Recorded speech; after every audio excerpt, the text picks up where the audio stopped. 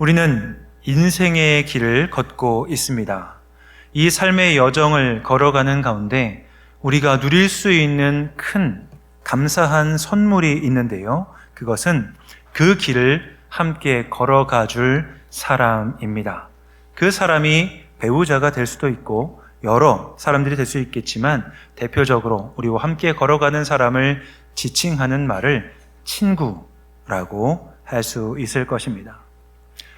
이 친구에 관해서 말씀을 준비하는 가운데 제가 한 문장을 좀 만들어 봤는데요. 다음과 같습니다. 돈을 잃어버리면 다시 벌 수 있고 건강도 다시 회복할 수 있지만 진정한 친구, 함께 고난을 나눌 동역자를 만나기는 어렵다라는 말입니다. 아무리 찾아보셔도 없는 말입니다. 제가 오늘 만들어서 알려드린 말이기 때문이지요. 이 말을 우리에게 적용 한번 해보시죠. 여러분께서는 내 마음을 전부 다 털어놓을 수 있는 친구가 있으십니까? 혹 나를 위해 목숨까지도 내어주겠다라고 말할 수 있는 친구가 나에게 있는지 한번 우리 스스로에게 질문해 보시면 좋겠습니다. 나를 위해 목숨까지 내어주었던 사람이 있었던 한 사람, 바울은 형제와 같은 동역자였던 에바브로디도를 가지고 있었던 사람이었습니다. 오늘 우리는 바울과 에바브로디도의 관계를 함께 살펴보고 형제와 같은 동역자라 고백할 수 있었던 그의 비밀, 그 관계의 비밀에 대해서 함께 좀 살펴보므로 우리를 향한 하나님의 음성에 귀를 기울여 보도록 하겠습니다. 여러분, 친구라고 하면 어떤 이미지, 어떤 생각이 드십니까? 친구라고 하면 쉽게 편하게 생각한다면 나하고 마음이 좀 잘 맞는 사람 혹은 취향이 잘 맞는 사람이라고도 할 수 있을 텐데요. 친구라고 하는 의미를 담은 사자성어가 여러 가지가 있지요. 관포지교라고 하는 말 아실 겁니다. 그리고 그와 비슷한 말로서는 수어지교라는 말도 있습니다. 물고기와 물과 같은 사이를, 뗄래야 뗄 수 없는 사이를 의미하는 말이 수어지교이지요. 우리가 어려서부터 많이 들어왔던 이야기 중에 이제 중마고우라고 하는 말도 있고요. 막역지우라는 말도 있습니다. 또 지란지교라고 하는 의미를 담은 말도 있는데요. 이와 같은 말들, 사자성어에 담겨있는 공통점이라고 한다면 어린 시절을 함께 보냈던 사이를 아마 가리키는 말일 가능성이 많이 있습니다. 어린 시절에는 허물도 없고 다른 사람에 대해서 재고할 것이 없기 때문에 함께 마음이 통하고 사이를 잘 나눌 수 있는 사람이라고 한다면 쉽게 친해지고 어른이 돼서도 모든 허물을 알고 있는 사이이기에 그러한 친구 사이들을 보통은 중마고우로 표현하기도 하지요. 그러나 장년이 돼서 사람들을 만나면 그와 같이 깊은 친구 사이를 맺기는 좀 어려운 것 같습니다. 왜냐하면 성년이 되어서 만나는 많은 분들은 이미 둘 사이에 관계의 경계들이 혹은 지위에 대한 선들이 그어져 있는 경우가 많기 때문입니다. 학연 같은 경우도 같은 학교를 근거로 한 만남과 교우 관계를 가리키기 때문에 지연이라고 한다면 지역을 기반으로 한 관계를 의미하기 때문에 어른이 돼서 만나는 관계는 어렸을 때 우리가 만나서 친구 관계를 맺는 사이보다는 결코 가깝기가 쉽지 않게 되겠지요. 그래서 성년이 된 이후에 맺게 된 관계들은요, 사이가 틀어지거나 아니면 서로 간에 이익이 걸린 관계가 발생하게 되면 관계가 단절되거나 스스로 관계를 끊는 손절을 선택하기도 한다는 것을 우리는 이미 경험적으로 알고 있고 주변에서도 많이 보셨을 것입니다. 그러나 우리가 맺고 있는 관계보다도 더 엄격했던 교우 관계, 우정을 이야기할 수 있는 시대가 있었으니 그때가 바로 성경이 기록되던 시대였습니다. 로마의 제국 아래에서 예수님께서 살아가셨던 관계, 그 시대에는 우정이라고 하는 관계를 맺기가 지금보다 더 엄격했고 어려웠습니다. 친구라고 부를 수 있는 사이가 되기 위해서는 그 사람, 친구라고 부를 수 있는 대상이 나에게 유익이 되는 대상만이 나에게는 친구가 될 수 있었습니다. 그래서 친구라고 부르려면 적어도 정치적이거나 경제적인 이익을 나에게 줄 수 있는 사람만 대상으로 한정되게 되는 것이고요. 이렇게 이익관계를 기반으로 하여서 친구 관계를 맺다 보니까 같은 신분이 아니면 우정을 나눌 수 없는 사이가 됩니다. 친구 관계를 맺을 수 있는 것도 같은 신분 안에서만 맺을 수 있는 관계였다는 것을 우리가 기억해야 됩니다. 그렇다고 하니 신분을 뛰어넘어서 우정을 나누기는 거의 불가능하고요. 나와 신분이 다른 사람을 친구라고 부르는 것은 있을 수 없는 일로 우리가 이해할 수 있는 그런 부분이라고 할 것입니다. 그런데요, 바울은 에바브로디도에 대하여 이런 신분의 차이를 혹은 가지고 있는 지위의 차이를 뛰어넘으며 그를 믿음 안에서 형제요 그리고 나의 동역자라고 부른다는 사실을 우리는 오늘 확인하게 될 것입니다. 에바브로디도와 바울의 관계를 먼저 함께 좀 살펴보도록 하겠습니다.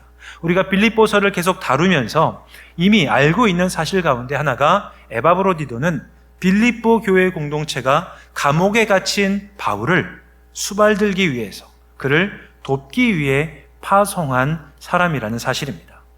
빌립보 교회 공동체는 그 교회를 세운 지도자인 바울이 감옥에 갇혔다는 소식을 듣고 바울을 섬기고 뒷바라지할 사람을 한 사람 선택하게 됩니다. 그 사람이 바로 에바브로디도인 것이죠. 왜 에바브로디도를 빌립보 교회가 바울에게 보내야 했는가? 2000년 전 로마 시대의 감옥의 현실이 결코 자신의 혼자 힘으로는 살아갈 수 없는 현실이었기 때문입니다. 지금 우리 입장에서 만약에 우리가 감옥에 가는 일이 생긴다고 한번 생각해 보십시오. 감옥에 간다 할지라도 우리는 굶어 죽을 것을 걱정하지는 않을 것입니다. 하지만 당시에 감옥에 투옥된다는 말은요, 먹을 것을 스스로 해결해야 된다라는 환경에 노출됨을 의미합니다. 그러니 감옥에 갇힌 사람이 가족이 도와주지 아니하거나 누군가 동역하는 사람이 자신을 도와주지 않는다고 하면 생명을 유지할 수 없는 처지에 놓였다라고 이해하시면 됩니다. 그러니 빌립보 교회 공동체가 에바브로디도를 파송하여서 바울을 수발하게 하는 것은 어찌 보면 당연하다고 할 것입니다. 그렇다고 하면 어떤 신분의 사람을 바울에게 보내야 될까요? 여러분이 한번 바울의 입장에서 누군가 나를 도와주고 나의 뒷바라지를 해주는 사람이 나에게 온다고 생각해 보십시오. 그러면 어떤 신분의 사람이 와야 되겠습니까? 나보다 지위가 높거나 신분이 더 높은 사람이 온다고 하면 수발을 받는 것 자체가 불편하고 힘들 것입니다. 그리고 나와 같은 지위에 있는 사람이 나를 돕기 위해 온다고 해도 그 도움을 받는 것이 불편하고 힘들 수밖에 없습니다. 왜냐하면 바울은 감옥에 갇혀 있기에 나를 도와주는 사람에 대한 도움에 내가 무언가를 갚아줄 수 없는 형편과 상황이기 때문이죠. 그래서 빌립보 교회가 바울을 돕기 위해 보낸 에바브로디도의 신분은 바울보다는 더 신분이 낮은 사람이었다는 사실을 우리는 예상할 수 있게 되는 것이죠. 에바브로디도가 빌립보 교회의 헌금과 편지를 가지고 바울에게 도착하였습니다. 그는 자기에게 주어진 임무를 성실하게 수행합니다. 바울이 감옥 생활에서 불편한 것이 없도록 도와주고 옆에서 수발을 들고 있는 것이죠. 그런데 얼마의 시간이 지났을까요? 에바브로디도에게 문제가 생깁니다. 그가 병에 걸리고 만 것이지요. 그런데 그 병이 가볍게 지나가는 감기이거나 아니면 며칠 쉬면 낫는 병은 아니었던 것 같습니다. 에바브로디도의 병세에 대하여 사도 바울은 다음과 같이 이야기합니다. 그의 생명이 어려움 가운데 위기에 놓였다라고 말이죠. 빌립보서 2장 27절 상반절 말씀을 함께 읽도록 하겠습니다. 그가 병들어 죽게 되었으니. 에바브로디도는 바울을 찾아왔고 바울을 돕는 임무를 성실하게 수행하는 가운데 큰 병에 걸려서 자신의 임무를 완수하지 못할 형편에 처하게 됩니다. 그런 상황에 놓였을 때에 에바브로디도가 어찌 자신의 임무를 완수할 수 있겠습니까? 내가 어떤 임무를 맡고 있다 할지라도 나에게 큰 병이 찾아오면 내가 고통 가운데 몸부림치는 상황에 놓이게 되면 일이고 뭐고 우리는 당장 할 수 없다고 생각할 수밖에 없습니다. 어떤 큰 사명이라 할지라도 그 일들을 감당하려고 하지 않을 것입니다. 그런데요, 에바브로디도는 그렇지 않았던 것 같습니다. 에바브로디도가 큰 병에 걸렸음에도 불구하고 그가 바울에 대하여 했던 태도에 대해 바울은 다음과 같이 빌립보 교회에 설명하고 이야기를 해주거든요. 빌립보서 2장 30절 말씀을 함께 읽어보도록 합니다. 그가 그리스도의 일을 위하여 죽기에 이르러도 자기의 목숨을 돌보지 아니한 것은 나를 섬기는 너희의 일에 부족함을 채우려 함이니라. 바울이 이야기하는 것처럼 에바브로디도는 중병에 걸려서 목숨이 위태한 상황에서도 바울을 섬기는 일을 멈추지 않았던 것 같습니다. 자기에게 주어진 임무를 몸이 나은 다음에 해도 된다고 생각할 만할 터인데 에바브로디도는 그러한 상황을 고려치 않고 자신이 목숨이 위태한 상황에서도 바울을 열심히 섬기는 일을 성실하게 충성을 다하고 있는 모습을 우리에게 보여주는 것이죠. 우리는 여기에서 에바브로디도가 가지고 있는 신앙의 성숙함을 확인할 수 있습니다. 왜냐하면 에바브로디도가 자신의 목숨을 내어놓아서라도 자신이 섬겨야 되는 바울을 끝까지 섬기는 모습이 에바브로디도의 신앙의 성숙함 때문임을 우리는 기억하게 되는 것이죠. 그런 에바브로디도가 다행스럽게도 병에서 호전되는 모습을 보여줍니다. 바울은 근심 가운데 있었던 자신의 근심이 덜어지게 되었다라고 이야기를 하는데요. 빌립보서 2장 27절 말씀을 전체를 한번 읽어보도록 하겠습니다. 함께 읽습니다. 그가 병들어 죽게 되었으나 하나님이 그를 긍휼히 여기셨고 그뿐 아니라 또 나를 긍휼히 여기사 근심을 면하게 하셨느니라. 바울은 에바브로디도의 병세가 호전되었음을 우리에게 알려줍니다.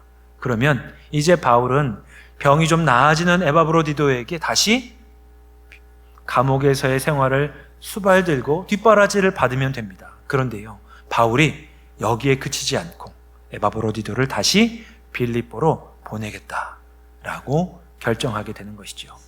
우리는 여기에서 바울이 가지고 있는 신앙을 생각해 봐야 됩니다. 바울은요, 지금 감옥에서 어려운 가운데 놓여 있습니다. 에바브로디도라고 하는 좋은 수발하는 사람이 있으면, 나를 뒷바라지하는 사람이 있으면 얼마나 편할 수 있겠습니까? 자신의 고통을 경감할 수 있는, 어려움을 좀 경감할 수 있는 좋은 사람이 있기에 그냥 그것을 누리면 될 터인데, 바울은 에바브로디도를 자신의 옆에 두지 않고 빌립보로 보내려 하는 것이죠. 바울이 에바브로디도를 빌립보로 보내려고 하는 이유는 크게 두 가지입니다.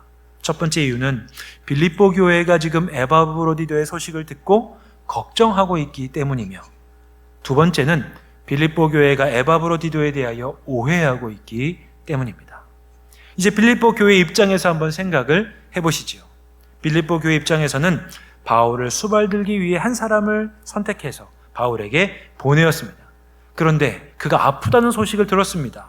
그가 아픈 이후에 어떻게 됐는지 빌립보 교회는 지금 알 길이 없는 것이죠. 지금처럼 우리가 가지고 있는 것처럼 핸드폰이나 스마트폰이 있으면 바로 확인 가능할 터인데, 거리가 떨어져 있기에 에바브로디도가 어떤 상황인지, 그가 진짜 아프기는 한 것인지, 그가 바울을 성실하게 섬기고 있는지를 알 길이 없어서 빌립보 교회 성도들은 걱정하기도 하고 에바브로디도에 대한 오해와 의심을 가지고 있는 것이지요.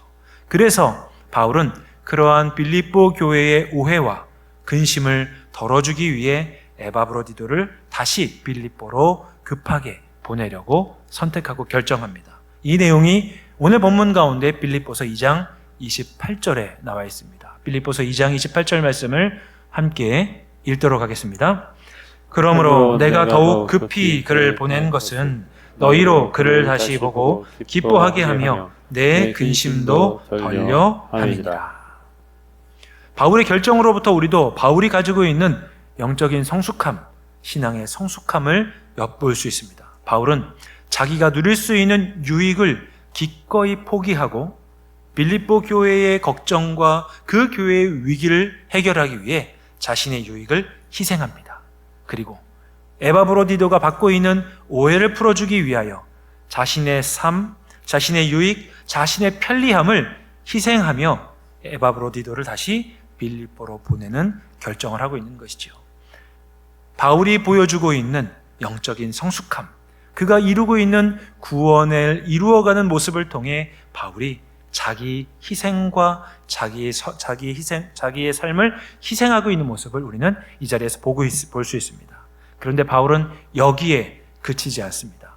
다음에 나오는 내용들을 보면 이제 우리가 바울이 얼마나 더 영적으로 성숙해 있는 사람인지를 볼 수 있는 내용이 나오는데요. 그것은 바울이 에바브로디도를 부르는 호칭에서 우리가 바울의 성숙함과 그 비밀을 알 수 있습니다.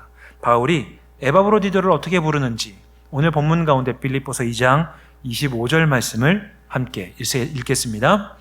그러나 에바브로디도를 너희에게 보내는 것이 필요한 줄로 생각하노니 그는 나의 형제요 함께 수고하고 함께 군사된 자요 너희 사자로 내가 쓸 것을 돕는 자라.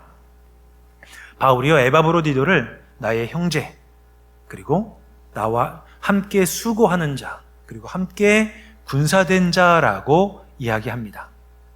바울이 이렇게 세 가지 호칭으로 에바브로디도를 부르는데요. 이 내용을 보면 우리가 조금 의아한 생각을 가질 수밖에 없는 내용이라는 것을 알 수 있습니다.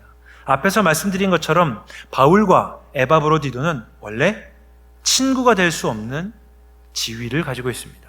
바울은 유대인 가운데 유대인으로서 다소가 고향인 사람입니다. 그리고 그는 로마의 시민권을 가지고 있는 자유인 중에 자유인이었습니다. 반면 에바브로디도는요, 그 이름의 의미와 뜻이 사랑받을 만한 사람, 아주 매력적인 사람이라는 의미를 가지고 있습니다. 그런데 이 에바브로디도라고 하는 이름의 유래가요, 그리스 신화에서 미의 여신인 아프로디테에서 유래한 것입니다. 그러니 에바브로디도라는 이름의 의미가 사랑받을 만한 사람, 아주 매력적인 사람이라는 의미를 갖고 있다는 것이 이해가 될 수 있는 것이죠. 그런데 이 이름을 어떤 사람들이 사용했을까? 학자들이 연구한 바에 따르면 이 에바브로디도라고 하는 이름을 썼던 신분의 사람들은 노예들이 많이 그 이름을 썼다고 합니다. 혹은 노예 생활을 하다가 해방된 사람들, 혹은 하층민 가운데 에바브로디도의 이름을 썼던 사람들이 많은 것을 보면 바울이라는 신분과 에바브로디도라는 이 신분은 결코 함께 친구가 되거나 함께 형제라고 부를 수 없는 그런 신분의 벽을 가지고 있는 사이인 것을 우리가 알 수 있게 되는 것이죠. 그런데 바울이요, 지금 에바브로디도를 형제라고 부르고 있다는 것입니다. 있을 수 없는 일이 벌어진 겁니다. 가능하지 않은 일이 바울의 입술을 통해서 빌립보 교회 성도들에게 지금 전파되고 있는 것이죠. 빌립보 교회 성도들은요, 에바브로디도를 바울을 섬겨주기 위해서 보냈습니다. 바울을 뒷바라지하고 감옥 생활에서 수발을 들기 위해 보냈던 사람인데 지금 바울은 에바브로디도에 대하여서 이 사람은 나의 형제가 되었다라고 말하고 있는 것이죠. 바울이 에바브로디도를 형제라고 부를 수 있었던 이유는 무엇이겠습니까? 무엇보다도 그가 구원을 이루어가는 사람이었기 때문입니다. 그가 예수 그리스도의 성품을 소유한 사람이었고 그리스도의 하나님의 나라를 꿈꾸며 살아갔던 사람이었기 때문에 바울은 자신과 형제가 될 수 없었던 에바브로디도를 형제라고 부르게 되는 것이죠. 그런데요, 바울이 선택한 이 결정, 바울이 에바브로디도를 형제라고 부르는 결정이 바울 스스로의 선택만은 아니었습니다. 바울보다 앞서서 이러한 일을 행했던 분이 계셨는데 그분이 바로 예수 그리스도입니다. 마태복음 12장 48절에서 50절 말씀을 함께 읽도록 하겠습니다. 말하던 사람에게 대답하여 이르시되 누가 내 어머니이며 내 동생들이냐 하시고 손을 내밀어 제자들을 가리켜 이르시되 나의 어머니와 나의 동생들을 보라. 누구든지 하늘에 계신 내 아버지의 뜻대로 하는 자가 내 형제요 내 자매요 어머니이라 하시더라. 예수님께서 제자들과 사람들에게 하나님 나라의 일들을 가르치시고 그들을 고쳐주시며 복음을 전파하는 자리에 예수님의 어머니와 예수님의 형제들이 찾아왔습니다. 사람들이 예수님에게 이야기합니다. 예수님의 어머니가 오셨습니다. 예수님의 형제들이 오셨습니다. 라고 이야기를 하게 되었죠. 그런데 그 이야기를 들은 예수님께서 사람들에게 이야기하시는 겁니다. 누가 내 어머니요? 내 동생들이냐? 그러면서 예수님이 제자들을 보시며 말씀하시는 겁니다. 보라, 여기 있는 사람들이 나의 어머니와 나의 동생들이고, 어떤 사람이 나의 어머니와 나의 형제와 자매가 될 수 있는가? 하늘에 계신 내 아버지의 뜻대로 행하는 자가 주님 안에서 나의 형제요, 나의 어머니요, 나의 자매가 될 수 있다라고 예수님이 이미 이 말씀을 선포하셨습니다. 바울이 에바브로디도에 대하여서 그는 나의 형제가 되었다라고 이야기하고 말할 수 있는 근거는 하나님의 말씀을 함께 받아들인 공동체였기에, 하나님이 말씀하신 하나님의 나라를 함께 꿈꾸며 살아가는 사람이 되었기에, 바울은 그가 신분상 형제가 될 수 없는 사람이었음에도 불구하고 에바브로디도를 형제라고 고백하게 되는 것이죠. 다음으로 바울은 에바브로디도에 대하여 그는 나의 동역자다라고 이야기를 합니다. 나와 함께 수고한 동역자. 바울이요, 자신을 섬기기 위해 왔던 사람을 나의 동역자라고 이야기하는데, 이 동역자라고 하는 이 말을요, 바울이 다른 성경에서는 어디에 쓰냐면, 지난주에 우리가 함께 살펴보았던 믿음 안에서 참 아들 된 디모데를 지칭할 때 그는 나의 동역자라는 말을 씁니다.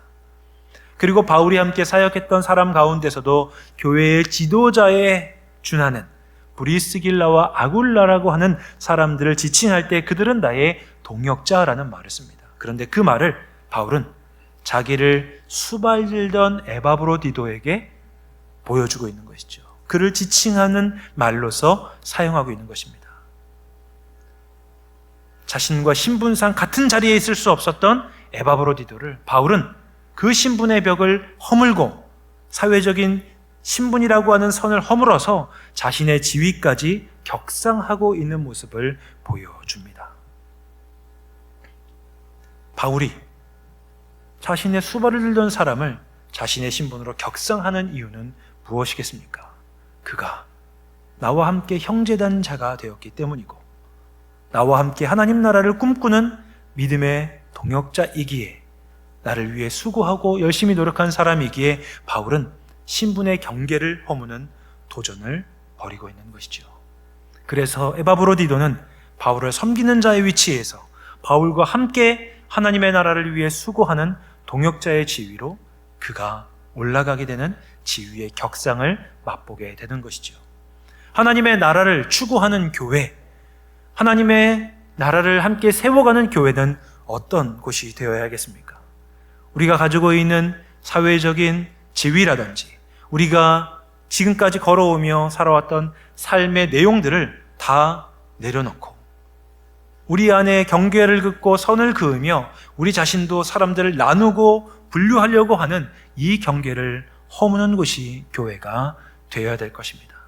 하나님 나라 공동체는 우리가 가지고 있는, 우리가 지금까지 살아오며 가지고 태어났던 삶의 배경이라든지 우리가 공부하며 살아왔던 삶의 내용들을 전부 다 내려놓고 허물 수 있는 하나님 나라 공동체가 되어야 함을 바울이 에바브로디도를 향해 이는 나의 동역자라고 표현하는 표현에서 우리는 알 수 있게 되는 것이죠. 저는 우리 의동교회가 경계를 허무는 공동체가 되었으면 참 좋겠습니다. 저는 우리 의동교회가 그 사람이 가지고 있는 배경과 환경과 상황과 조건을 다 뛰어넘어서 하나님의 사람으로 서로 품어줄 수 있는, 그래서 다른 사람을 나보다 더 낮게 여기는 것이 아니라 다른 사람을 나보다 더 높여줄 수 있는 하나님 나라의 공동체가 되기를 주님의 이름으로 간절히 기원합니다. 바울은요, 세 번째로 에바브로디도를 나와 함께 수고한 군사된 자라고 이야기합니다. 바울이 에바브로디도를 군사된 자, 전우라고 부르는 이유가 있습니다. 그것은 바울이 지금 갇혀있는 감옥의 환경이 열악하고 굉장히 심각했기 때문입니다. 아까 말씀드린 것처럼 감옥에 갇혀있는 사람은 자신이 먹을 수 있는 식사를 스스로 조달할 수 없기에 누군가 자기를 도와주는 사람이 필요했습니다. 에바브로디도가 바울이 감옥에서 생명을 유지할 수 있도록 돕고 헌신하며 수고했던 사람이었기에 바울은 치열했던, 때로는 아주 열악했던 감옥에서 자신의 생명을 유지할 수 있었음을 바울은 고백합니다. 에바브로디도가 바울을 섬기고 바울을 옆에서 돕는 일이 쉬웠겠습니까? 그렇지 않았을 것입니다. 힘들고 어려운 가운데서도 바울은 에바브로디도는 바울을 섬기는 일에 자신의 최선의 모습을 다하였고, 급기야 목숨이 위태로운 상황에서도 바울을 섬기기를 포기하지 않았겠죠. 바울 역시 마찬가지였습니다. 자신을 섬기러 왔던 에바브로디도가 병으로 중병에 걸려 죽을 위기에 처했을 때에 바울은 자신을 섬기러 왔던 사람이었지만 에바브로디도를 살리기 위하여 함께 사역했던 동역자들과 그의 건강을 돌보는 일들을 열심히 하였을 것입니다.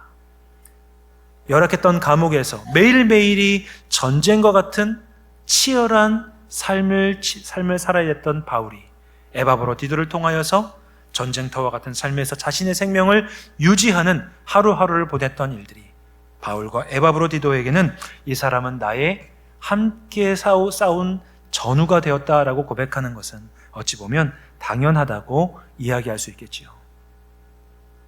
이렇게 함께 생명을 구하기 위하여서 하나님 나라의 일들을 위해 목숨을 내어 걸고 함께 동역하는 사람들이 믿음의 동역자이자 또한 함께 싸우는 주님의 몸된 군사가 됨을 우리는 기억해야 할 것입니다. 교회의 사역도요, 가만히 보면 그런 전쟁터와 같은 곳들이 참 많이 있다는 사실을 우리는 알 수 있습니다. 우리 교회에서도요, 전쟁터와 같은 곳들이 있습니다. 지금 오늘 예배 자리에서 귀한 찬양을 올려주신 우리 찬양대 같은 경우에도 마찬가지입니다.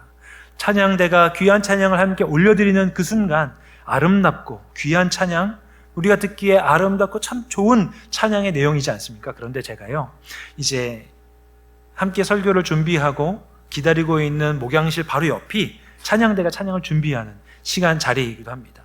함께 예배를 준비하는 가운데 들려오는 찬양을 보면 열심히 연습하시는 그 모습들이 저에게는 전쟁터에서 무엇인가 우리가 하나님께 올려드리기 위한 찬양을 준비하는 귀한 그런 섬김과 노력처럼 느껴질 때가 많이 있다는 것이죠.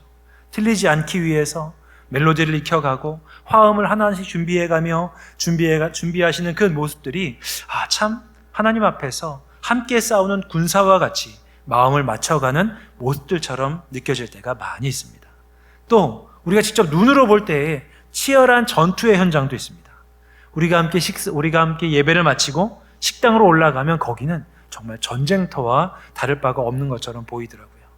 여러분, 우리는 그냥 식사를 타서 먹으면 되지만 식사를 준비하시는 분들은 이미 일부 예배를 드리시고 벌써 올라가셔서 머리를 질끈 동이시고 그곳에서 식사를 준비하기 위해 일사불란하게 움직이고 계십니다. 그곳에서 마치 식사가 부족하면 어떻게 할까? 식사가 남으면 어떻게 할까? 이번 주는 어떤 메뉴를 준비해야 될까? 시장에 가서 재료를 사시고 재료를 준비하시고 다듬으시면서 오늘 식사를 준비하신 그 현장이 마치 전쟁터와 같은 모습을 우리가 볼 수 있게 되는 것이죠. 그런 하루하루의 일들을 감당하면서 식당에서 준비하시는 분들이 팀워크를 맞춰가는 모습이 마치 바울과 에바브로디도가 서로를 주님 안에서 함께 섬기는 군사된 자라는 표현으로 우리가 이해할 수 있는 모습인 것처럼 보이기도 하다라는 것이죠. 이렇게 어려움을 함께 통과한 사람들을 바울은 이 사람은 주님 안에서 함께 수고한 군사된 자라고 이야기합니다. 그러면서요, 바울이 이 에바브로디도를 빌립보로 보내며 그를 빌립보 교회에 다음과 같이 설명해 줍니다. 어떻게 설명하는지 빌립보서 2장 29절 말씀을 함께 읽도록 하겠습니다. 함께 했습니다. 이러므로 너희가 주 안에서 모든 기쁨으로 그를 영접하고 또 이와 같은 자들을 존귀히 여기라. 바울이 빌립보 교회를 향해서 부탁하는 내용이 다음과 같습니다. 여러분이 나를 도우라고 보냈던 에바브로디도, 그 사람을 여러분에게 보냅니다. 그 사람이 여러분에게 도착하면 여러분께서는 그를 영접해 주십시오 라고 이야기하는 것이죠. 에바브로디도가 어떤 사람이었습니까? 빌립보 교회가요, 바울을 섬기라고 보낸 사람이었습니다. 일견 생각해 보면 그 사람은 빌립보 교회가 고용한 사람이라고 생각할 수도 있는 것이죠. 그런데 지금 그런 마음으로 보냈던 에바브로디도가 돌아오고 있을 때에 바울은 빌립보 교회에 이렇게 부탁하는 겁니다. 여러분, 그 사람을 아주 영접해달라고. 영접해달라는 말이 그냥 환영하라는 말이 아니거든요. 나와 같은 사람으로 빌립보 교회를 세웠던 지도자인 나를 영접한 것 같은 자세로 에바브로디도를 영접해달라고 바울은 부탁하고 있는 겁니다. 그리고 그 이후에 나오는 말씀은 또 어떻게 되어 있습니까? 이와 같은 자들을 존귀히 여겨달라고 바울은 부탁하고 있습니다. 빌립보 교회 성도들 가운데 어떤 사람은 에바브로디도를 귀한 존재로 여기지 않았을 수도 있습니다. 그들 가운데 어떤 사람은 에바브로디도를 하층민처럼 대했을지도 모르겠습니다. 그런데 그가 바울과 함께 생활을 하다가 돌아오는 과정에서는 모든 빌립보 교회 성도들이 그를 영접하고 그를 존귀히 대할 수 있는 사람으로 에바브로디도의 지위가 바뀐 것을 우리는 주목해야 되는 것이죠. 하나님은 바울에게 그를 섬기고 그를 뒷바라지하는 사람으로 에바브로디도를 보내셨습니다. 그러나 에바브로디도가 바울과 함께 하면서 그의 지위와 신분이 완전히 바뀌는 일들을 우리는 확인하게 되는 것이죠. 구원을 이루어가는 사람, 예수 그리스도를 닮아가는 사람은 나와 함께 있는 사람의 지위와 신분을 격상시켜줄 수 있는 그러한 신앙의 길을 걸어가는 사람이기도 한 것입니다. 이제 말씀을 마무리하도록 하겠습니다. 하나님께서는 우리가 신앙생활을 하는 우리에게 우리가 구원을 이루어가는 사람이라는 사실을 알려주십니다. 구원을 이루어가는 사람이라는 말은 우리가 날마다 예수 그리스도의 인격과 성품을 조금씩 소유해 가고 있다는 의미이기도 하지요. 그렇다고 한다면 우리는 내 주변에 있는 사람들을 어떤 자세와 어떤 태도로 대해야 되겠습니까? 지난주 말씀을 통하여서 신앙이 성숙해가고 있던 바울은 믿음 안에서 참 아들 된 디모데를 영적인 아들로 얻는 모습을 우리는 확인하였었습니다. 오늘 말씀을 통하여서는 자기를 섬기기 위해 온 사람, 내 뒷바라지를 하기 위해 온 사람을 그냥 나를 섬기는 자리에 놓아두지 아니하고 바울은 구원을 이루어가는 사람답게 그를 나의 형제요, 나의 동역자요, 나와 함께 수고한 전우라고 표현했던 것을 우리는 확인하게 됩니다. 그렇다고 한다면 오늘을 살아가면서 구원을 이루어가는 우리 역시도 형제된 동역자를 신앙의 열매로 얻어가야 되지 않겠습니까? 그런 신앙의 열매를 얻기 위해 우리는 세 가지를 기억하시면 좋겠습니다. 먼저 첫 번째로는 날마다 영적으로 여러분 성숙해 가시기를 주님의 이름으로 기원합니다. 바울이 구원을 이루어갔던 것처럼 우리도 하나님의 말씀에 복종함으로 인하여서 우리 구원을 이루어갈 때에 우리는 형제와 같은 동역자를 얻게 될 것입니다. 다음으로 우리 눈에 보이는 사회적인 경계, 사회적인 그러한 선을 허물어가는 도전을 선택하시는 여러분 되시기를 주님의 이름으로 간절히 기원합니다. 바울은 에바브로디도를 자신을 섬기는 자의 지위에 놓아두지 아니하고 그를 자신과 같은 지위로 격상시키는 도전을 하였습니다. 당시 어떤 사람도 하지 않았던 그 도전을 바울은 경계를 허물어가면서 그를 자신과 같은 지위로 격상하였기 때문에 형제된 동역자인 에바브로디도를 얻을 수 있었던 것이죠.